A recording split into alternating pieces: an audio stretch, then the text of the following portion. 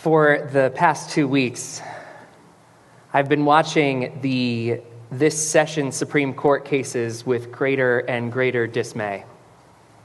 As a rabbi, it has been shocking, to say the least, that the apparent separation of church and state is eroding further and further. It started with Carson v. Macon, which will now require state governments to fund religious private schools. Then the court decided that Miranda rights were no longer constitutionally protected. They expanded gun rights. They rolled back Native American tribal governance, asserted that the Environmental Protection Agency did not have the authority to protect the environment. And of course, the court rolled us backward in time as it overturned Roe v. Wade and Planned Parenthood v. Casey. In one dissenting opinion amongst many, Justice Neil Gorsuch wrote, "Where this court once stood firm, today it wilts." And while I can empathize and continue to advocate for these causes that we care so deeply about, there was one case that hit more directly closer to home.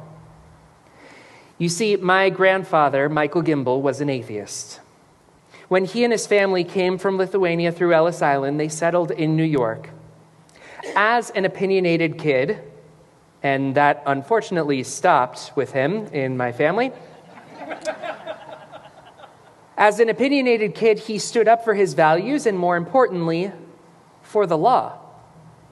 When he was in school, the day began with the Pledge of Allegiance and the Lord's Prayer. As an atheist, he objected to the recitation of any prayer, nonetheless one that didn't align with his proud Jewish identity. So he got up, walked out, and was promptly expelled. He connected with the ACLU, who took up his case, and eventually his case made its way to the New York State Supreme Court. The case was settled, and he was allowed back in school, and his journey became a test case for what would become Engel v. Vitale, which held that government-directed prayer in public schools violates the Establishment Clause of the First Amendment. That case would lead to Lemon v. Kurtzman, which concretized a separation of religion and public schools.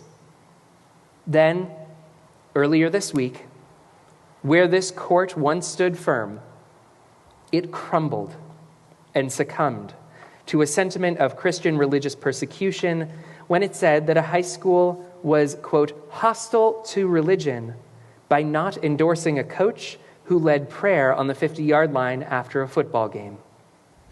In other words, the separation of religion and public schools has officially been overturned. And if you hear some rumblings coming from that general direction, it's not a plane taking off at Miramar.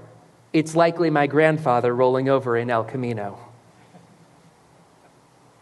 In moments like this, I often find myself looking to Torah for guidance. In this week's Torah portion, Korach and his followers Datan and Abiram led a rebellion against the leadership of Moses and Aaron. God punishes the rebels by burying them and their families alive. What is this story meant to teach us? One intended takeaway is likely a warning. Don't challenge authority.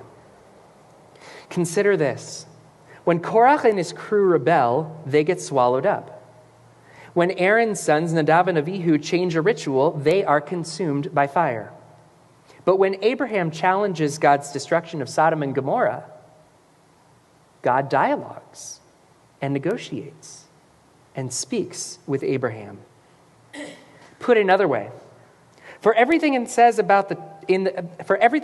the Torah about fearing God, there sure seem to be a lot of stories where we are meant to fear other humans, and especially those in power. We often look to the Torah to be a mirror. And in reading the story of Korach's failed rebellion, we have to ask, are we Moses and Aaron? Or are we Korach? And what are the implications if we see ourselves as one or the other? If we see ourselves as the rebellious crew trying to right a wrong in our world, the Torah is saying that we must move forward carefully. Yet, that should not detract us We do not need to, nor should we, live rooted in our fears. In spite of these recent Supreme Court decisions, we will still pursue our Jewish values. We will still combat anti-Semitism however it shows up.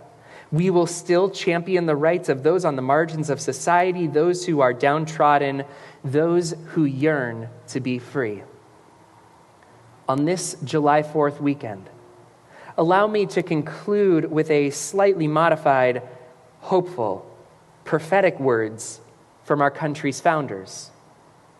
We hold these truths to be self-evident that all people are created equal, that they are endowed by their Creator with certain unalienable rights, that among these are life, liberty, and the pursuit of happiness, that to secure these rights, governments are instituted, deriving their just powers from the consent of the governed. Ken Yehi Ratzon. May this be God's will and God's blessing. Shabbat Shalom.